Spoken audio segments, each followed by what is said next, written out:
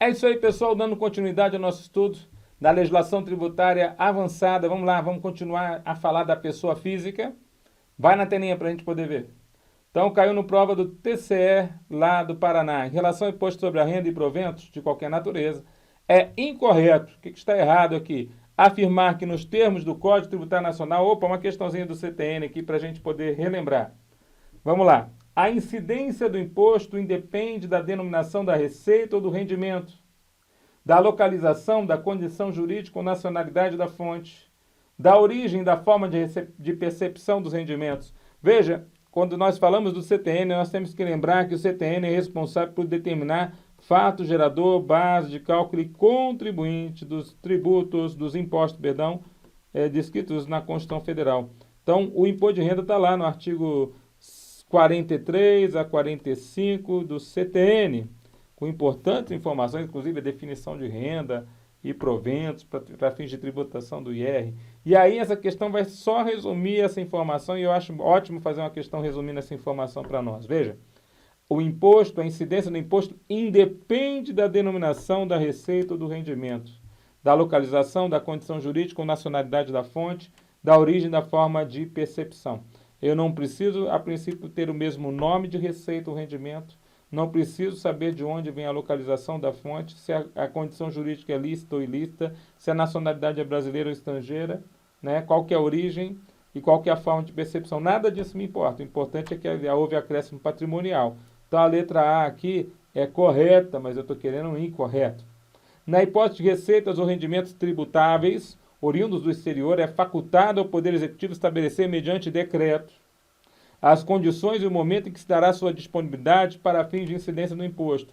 Aqui vale a pena relembrar uma coisa importante.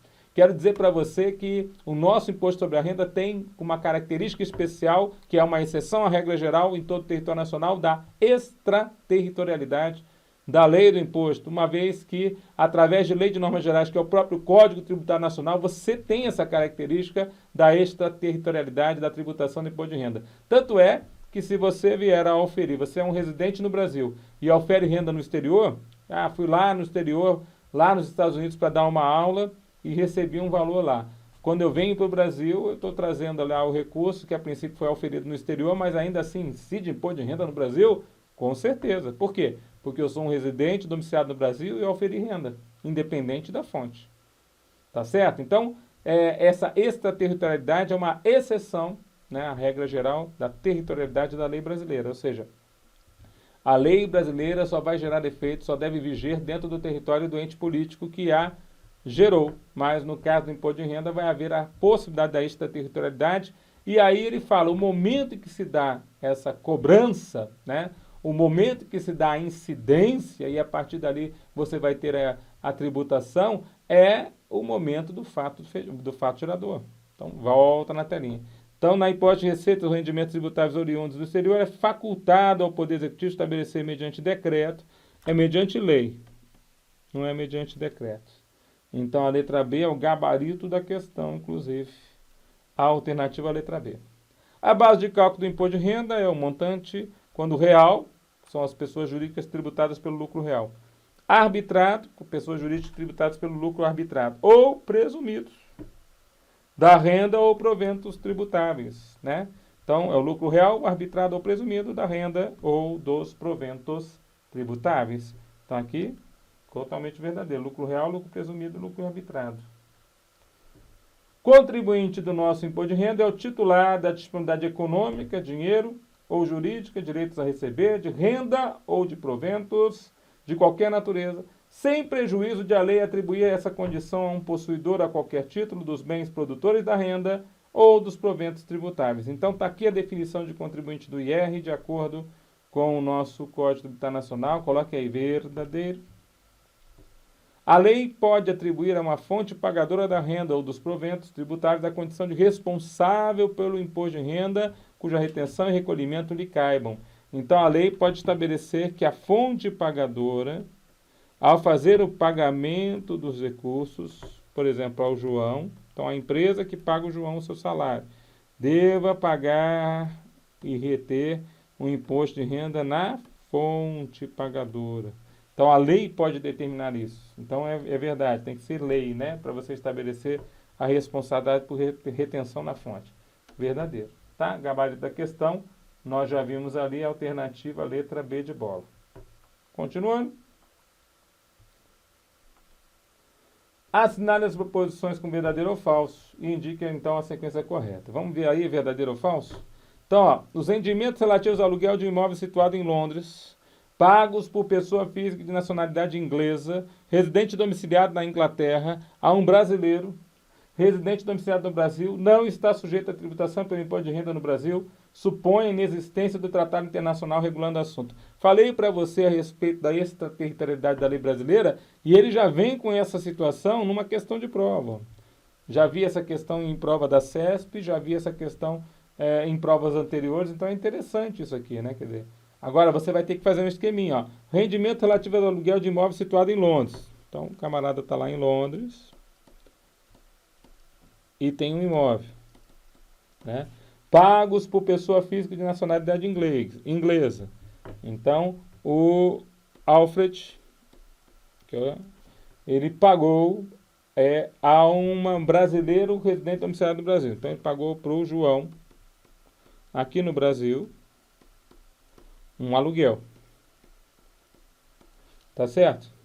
Aí ele fala, não está sujeito à tributação do imposto no Brasil. Por quê? Porque a princípio é de fora, a fonte pagadora é no estrangeiro, o aluguel do imóvel está lá fora, sim, mas o João é residente domiciliado no Brasil. Independente da nacionalidade da fonte, independente da origem do recurso, ele vai ser tributado no país. Então, essa extraterritorialidade já é permitida em virtude da presença em lei de normas gerais aqui no Brasil. No caso, o próprio Código Tributário Nacional. Então, pouco importa se há tratado internacional regulando o assunto, se há a lei de normas gerais tratando a respeito da situação.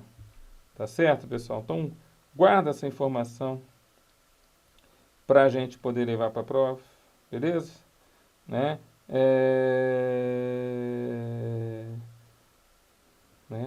Então, vamos colocar essa situação assim, da seguinte forma. São tributáveis os valores recebidos a título de alimentos em cumprimento de decisão judicial. Então, é tributável o valor referente a título de alimento relacionado, né, ao cumprimento de decisão judicial. Quer dizer, nós temos a pessoa do pai, que a princípio na separação vai ter que pagar a pensão para o filho, né? Então essa pensão é aquela famosa pensão alimentícia. Aí ele quer saber o seguinte, na pensão alimentícia, o pai tem uma dedução legal do seu imposto de renda. Então ele não vai pagar imposto de renda sobre aquilo que ele paga de pensão, mas o filho incide o IR sobre aquilo que ele recebe de pensão. Inclusive, esse pagamento, né, vai ser dado para ele, né, inclusive no seu próprio CPF. Então a pessoa vai ter, o pequenino lá vai ter um CPF junto à Receita Federal para recebimento das pensões. Então, ó, são tributáveis os valores recebidos a título de alimentos em cumprimento de decisão judicial. Então, guarda essa informação. Quando ele fala são tributáveis, a gente coloca aí essa situação como uma situação, são tributáveis os valores recebidos a título de alimentos em cumprimento de decisão judicial verdadeiro. Agora, outro exemplo de questão que pode cair na prática. Olha lá. Os rendimentos relativos a aluguel de imóvel situado em Fortaleza, pagos a pessoa física de nacionalidade francesa, residente ou domiciliada no Brasil em caráter permanente, por pessoa física de nacionalidade brasileira, residente domiciliada em Paris. Não está sujeito à tributação pelo imposto de renda do Brasil. Supõe a inexistência de tratado internacional regulando o assunto. Então, aqui é outra situação interessante aqui, né? E a gente vai colocar mais um esqueminha. Então, ele fala assim, ó, os rendimentos relativos ao aluguel de imóvel situado em Fortaleza. Então, tem um imóvel aqui no Ceará, em Fortaleza, em caráter permanente, por pessoa física de nacionalidade pagos, né? A pessoa física de nacionalidade francesa. Então, o Pierre está lá nas praias de Genipabu, né? residente domiciliado no Brasil. Então, PR está reside no Brasil. Então, o imóvel está no Brasil e ele reside no Brasil, né? E quem é que paga? Paga um brasileiro residente domiciliado em Paris. Então, o João mora lá em Paris. Ele está pagando esse valor. Então, a fonte pagadora está no estrangeiro, o imóvel, que é a origem dessa necessidade de pagamento, está no Brasil, e, a princípio, o PR, que é o destinatário, está residente domiciliado no Brasil, mesmo não sendo brasileiro, sendo de origem de nacionalidade francesa. Veja, está residindo no Brasil, tributa para o Brasil. Não importa, supõe inexistência, não importa a inexistência de tratado internacional regulando o assunto. Então, é falso. Quando ele fala não incide, né, é falso também. Então, o gabarito da questão vai ser falso, verdadeiro, falso. Falso, verdadeiro, falso. Outra questão caiu na CESP, prova da CESP. Vamos ficar de olho nas provas da CESP. Grande chance de nós termos aí concurso para a Receita Federal feito pela prova da CESP. Tá bom? Então, vamos lá nessa situação aqui, propriamente dito. Vamos lá. Ele fala assim, ó. Ricardo, com 15 anos de idade, traficou entorpecentes por 3 meses, obtendo então uma renda de R$20.000. Informado pela autoridade competente, um auditor da Receita Federal do Brasil efetuou o lançamento contra o menor. Tendo como referência essa situação hipotética, assinale a opção correta. Então, olha só que interessante. Ele é de menor, ganhou uma baita grana fazendo o quê? Uma coisa ilícita, traficou entorpecentes. Foi informado um auditor da Receita que efetuou um lançamento. Bom, aí qual que é a opção correta? O tráfico de entorpecente é ato ilícito, sendo responsável pelos prejuízos decorrentes nos termos da lei civil, os pais de Ricardo, que deverão recolher o tributo de sanção civil. A capacidade tributária independe da capacidade civil, de modo que é correto o lançamento contra o menor, que no caso percebeu remuneração, que pode ser considerada renda. Letra C. O tráfico de entorpecentes é a atividade que gera proveito econômico, o que justifica torná-lo fato gerador de tributo, não podendo, no entanto, Ricardo, por ser incapaz, sofrer lançamento, devendo a renda percebida ser imputada aos seus pais. O tráfico de entorpecente, por ser crime, não pode ser objeto de tributação, pois o pagamento de imposto em tal hipótese significaria que o Estado estaria chancelando uma atividade ilícita, sendo, portanto, insubsistente tal lançamento. Ricardo, por ser incapaz, não pode sofrer lançamento, não constituindo renda eventuais ganhos econômicos que ele venha a ter. Queridos, vamos só lembrar o artigo 126, inciso número 1 do nosso Código Tributário Nacional, e ele é lembrado na prova tanto de tributário quanto de direito tributário, né? Artigo 126, inciso número 1 do Código Tributário Nacional, de que a capacidade tributária, ou seja, a capacidade de ser sujeito passivo, ou seja, de ser obrigado a pagar tributo, independe, capacidade tributária independe da capacidade civil. Você consegue levar isso em consideração? A capacidade tributária independe da capacidade civil.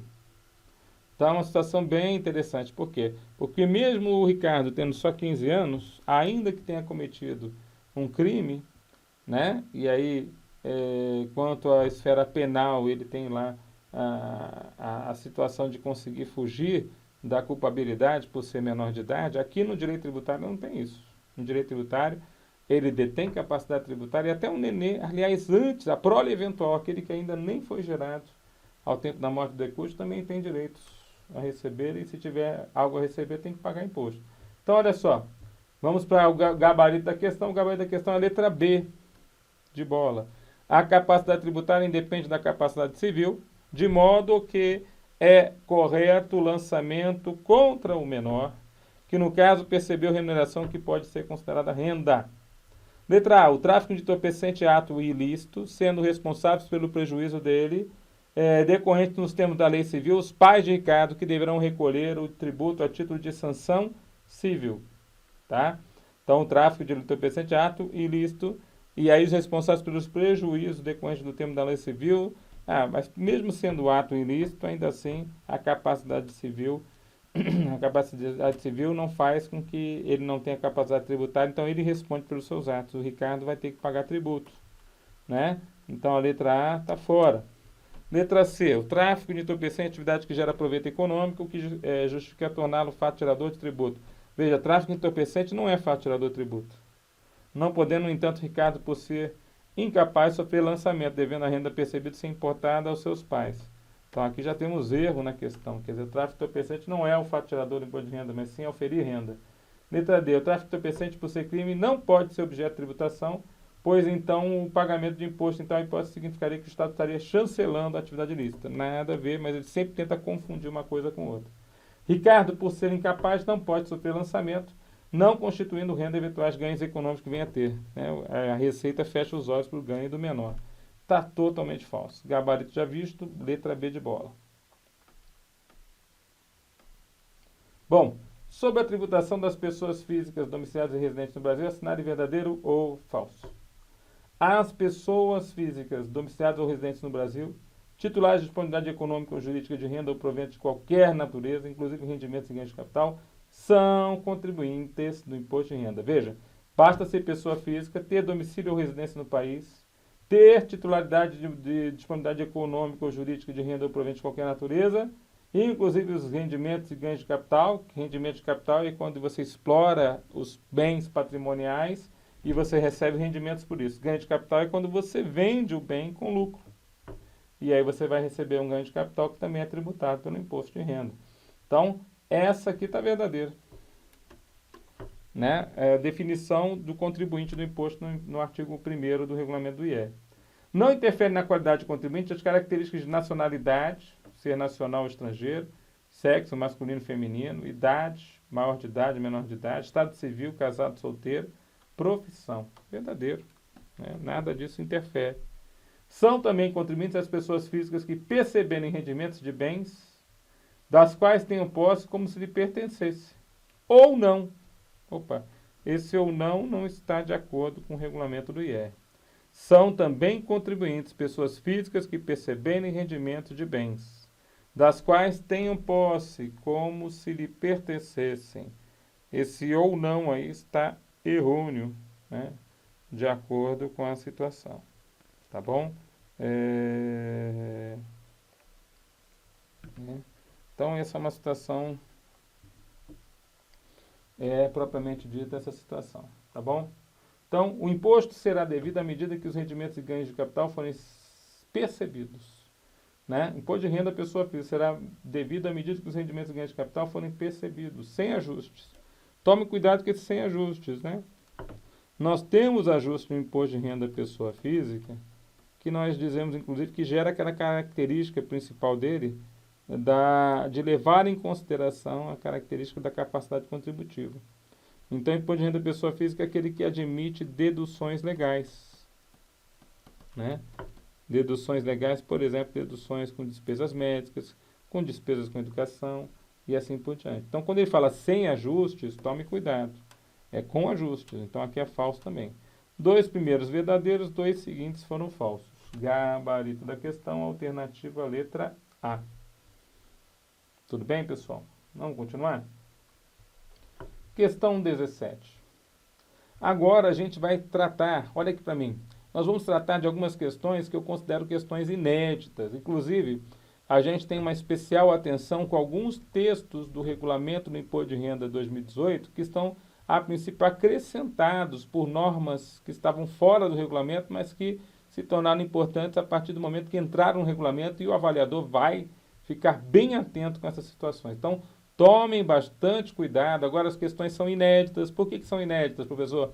Porque a gente só tinha questões de legislação federal, principalmente da banca ESAF. E agora a gente tem que treinar com as bancas outras. E nós não tivemos concurso da Receita Federal após 2014. Então nós temos ainda muita coisa pela frente. Temos que trabalhar com questões inéditas para você. Mas tudo bem que o Tudão vai dar uma força para você. Tá bom? Volta lá para a gente ver. Então, a questão inédita sobre o rendimento dos menores. de idade. Então começa lá no artigo 3º do Regulamento do Imposto de Renda 2018. Vamos ver lá o que a gente tem a respeito dessa situação. Ele fala assim, ó, sobre os rendimentos dos menores assinale verdadeiro ou falso. Os rendimentos e ganhos de capital de que sejam titulares menores e outros incapazes serão tributados em seus respectivos nomes, com o número de inscrição próprio no cadastro de pessoas físicas. Então, o artigo 3º lá do Regulamento do IR de 2018 vai falar justamente sobre isso. Quer dizer, o que acontece? Rendimento recebido pelo menor, ganho de capital recebido pelo menor, né? Ou por um incapaz, que pode ser o maior, mas que não detém a capacidade civil. Então, ele, a princípio, ele é representado por um curador. Serão tributados em seus respectivos nomes. Então, o menor tem um imóvel, vai ser no respectivo nome dele, que aquele ganho de capital na venda imobiliária, por exemplo, vai se dar. E aí, ele vai ter que ter um número de CPF.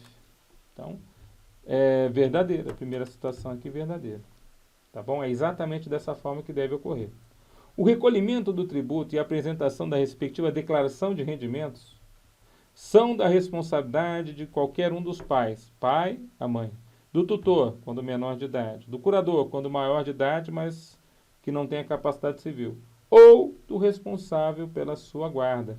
É interessante que aqui nós temos um rol de pessoas que, a princípio, além de recolher o tributo, devem apresentar, né, a declaração de imposto de renda, porque muitas vezes o menor não vai fazer isso. Então, os pais dele... ele não tem os pais, professor, mas tem o tutor nomeado pelo juiz, então é o tutor.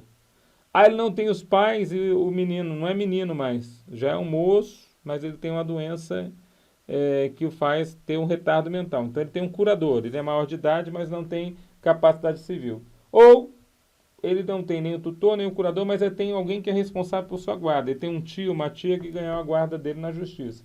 Então, esse tio ou tia, por exemplo, vai ser o responsável por guarda e vai ser o responsável por pagar e por apresentar declarações. Verdadeiro. 3. Opcionalmente, os rendimentos e ganhos de capital percebidos pelo menor e outros incapazes, ainda que em valores inferiores ao limite de isenção, poderão ser tributados em conjunto com os de qualquer um dos pais, do tutor ou do curador, sendo aqueles considerados, então, dependentes. Então, olha só que interessante, quer dizer, o menor pode ficar como dependente do pai, da mãe, do tutor, mesmo que ele venha receber, por exemplo, um valor mínimo, né? Mas aí o que acontece? Mesmo que ele venha receber de forma inferior ao limite de isenção. O fato é que quando você soma a receita dele, do pai, juntamente com a do menor, você vai ter então agora que verificar novamente se aquele determinado item está dentro do que seria o quadro de cobrança do nosso imposto, né? Ou não. Então, é uma situação interessante para a gente poder levar para a prova. Tá bom, pessoal? Então, essa situação é verdadeira? Verdadeira. No caso de menores ou de filhos incapazes, que estejam, né, menores ou filhos incapazes, que estejam sob a responsabilidade de um dos pais em virtude de uma sentença judicial, a opção de declaração em conjunto poderá ser exercida por qualquer dos pais, né? Então, o menor ou filho incapaz, ele está, né, dentro de uma sentença judicial com a guarda com um dos pais. A declaração em conjunto, né, vai ser somente com qualquer dos pais? Não. Vai ser somente exercida por quem detiver a guarda. Então é muito esquisito como o pessoal erra na declaração de imposto de renda, porque muitas vezes a gente vê assim, o pai que paga a pensão e a mãe é que recebe a pensão, porque a pensão é um direito do menino, então do filho. Quem pode declarar naquele rendimento da pensão que o filho recebe? Ou você vai fazer uma declaração para o filho e uma declaração para a mãe, ou você faz uma declaração em conjunto, filho com mãe. Porque a mãe detém a guarda. Agora, tem muita gente que, no princípio, paga a pensão e depois bota o filho como dependente dele. Mas não é assim que está dizendo aqui o nosso regulamento, né? Na verdade, essa informação até gera bastante problema depois lá na malha fina. Então, quem, a princípio, detiver a guarda é quem pode fazer colocar a pessoa como sua dependente. Tá certo? Finalmente, o item 5. No caso de rendimentos percebidos em dinheiro a título de alimentos ou pensões, em cumprimento de acordo homologado judicialmente a decisão judicial, inclusive alimentos provisórios ou provisionais, verificando assim a incapacidade civil do alimentado, aquele que recebe o alimento, a tributação passear em nome de seu tutor, curador ou responsável por sua guarda. Obrigatoriamente, o responsável pela manutenção do alimentado poderá considerá-lo como dependente, incluindo os rendimentos deste em sua declaração. Quando ele fala obrigatoriamente, cuidado aqui, né? Não é obrigatoriamente, é de forma facultativa. É facultativo ao alimentado, né, ser declarado junto. Então, o filho recebe 1.000. A mãe tem um salário também de 1.000. Então, o filho recebe 1.000 de pensão, a mãe tem um salário de 1.500. Se o filho declarar sozinho, ele está isento, né, em 2020, porque a faixa de isenção é os R$ 2.000. Se a mãe declarar sozinha, ele está isento, porque a faixa de isenção é os R$ 2.000. Se os dois juntarem, vai dar 2.500. Então, se for em conjunto, não está isento. E aí vai pagar tributo. Então, quem que vai poder analisar? Caso a caso, quem vai analisar é o próprio contribuinte. Tá certo? Então, a caso, quem analisa a situação é o próprio contribuinte. Então, guardemos essa situação para a gente poder entender e levar para a prova. Então, fechando essa boa perspectiva, quantas são verdadeiras? As 3 primeiras são verdadeiras e as 2 seguintes são falsas. Então, as 3 assertivas, né? Verdadeiro, verdadeiro, verdadeiro, falso, falso. Tá bom? Então, aqui estão os dispositivos legais. Bom, sobre as disposições especiais do regulamento do IR a respeito das pessoas físicas, assinale a opção falsa. Letra A. Na constância da sociedade conjugal, cada cônjuge terá seus rendimentos tributados na proporção de 100% dos que lhe forem próprios e 50% dos produzidos pelos bens comuns. Então, veja, na sociedade conjugal, nós temos um contrato. E cada uma das partes contratantes sabe que ela pode ter bens próprios, quando o bem próprio é de a própria pessoa, né? Quer dizer, então ela já entra com o casamento com o bem próprio. E os bens comuns são aqueles que são feitos durante a constância, são comprados, adquiridos durante a constância do casamento. São chamados de bens comuns. Então, nós temos aqui os bens próprios e os bens comuns. Tá certo? Então, cada cônjuge terá seu rendimento tributado na proporção de 100% dos bens próprios e 50% dos bens comuns. 100% dos bens próprios, ou seja, João e Ana. Ana entrou para o casamento, já tinha alguns bens próprios, então isso vai para a declaração de Ana. João já tinha entrou para o casamento, já tinha bens próprios, isso vai para a declaração de João. Agora, o que fizerem na constância do casamento, cada 50% vão dos bens comuns, 50% vai para João, 50% vai para Ana. Então, essa aqui é uma situação verdadeira, eu quero a falsa. Opcionalmente, os rendimentos produzidos pelos bens comuns poderão ser tributados em sua totalidade em nome de um dos cônjuges. Acontece isso, né? Então, muitas vezes, vamos imaginar lá a dona de casa e o marido que sai para trabalhar. Então, o que acontece nessas situações? Muitas vezes as pessoas preferem pegar os bens comuns e colocar todos 100% na declaração de um dos cônjuges. Por quê? Porque aquilo é dele, né? Na declaração dele é que vai estar disponível aquela determinada informação, né? Mas se é um bem comum, então deveria ser dos dois, mas como um só que está trabalhando, eles preferem às vezes declarar no nome daquele que a princípio está somente trabalhando. Então, opcionalmente, os rendimentos produzidos pelos bens comuns serão tributados. Então, veja, o rendimento do bem comum. Eu tenho um bem comum, eu comprei um apartamento. O rendimento do bem comum é o aluguel deste apartamento. Então, eu tenho um apartamento, o João e Ana compraram apartamento. Então, o aluguel do apartamento, por exemplo, é R$ 1.000, R$ 500, que é metade dele, deveria ir para a conta de Ana, R$ 500 deveria ir para a conta de João. O que eles podem fazer com esse aluguel? Eles podem declarar todos os R$ 1.000 na conta, por exemplo, de um deles. Tá certo? Então, a letra B é verdadeira. Letra C. A declaração de bens em comum pelo casal será feita sempre também quando da união estável e quanto à separação de fato. Cuidado com esse sempre, tá? O artigo 5º lá do regulamento do IR teve uma pequena mudança e ele fala que nem sempre a união estável vai ter a declaração de bens em comum, né? Será feita também quando na união estável da separação de fato. Essa declaração de bens em comum desta forma, né, você juntar as duas situações, pode não ser feita da mesma forma que na letra B, em virtude de situação específica lá do Código Civil Brasileiro. Por isso a letra C está fora. Tá certo? Letra D. Os bens comuns deverão ser relacionados somente por um dos cônjuges, se ambos estiverem obrigados à apresentação da declaração, ou obrigatoriamente pelo cônjuge que houver apresentado a declaração quando o outro estiver desobrigado a apresentá-la. Então, bens comuns, ou vai ser um pouco em cada uma, ou se um está desobrigado, todo mundo apresenta na outra, ou se eles quiserem, eles podem apresentar todos numa só por decisão deles.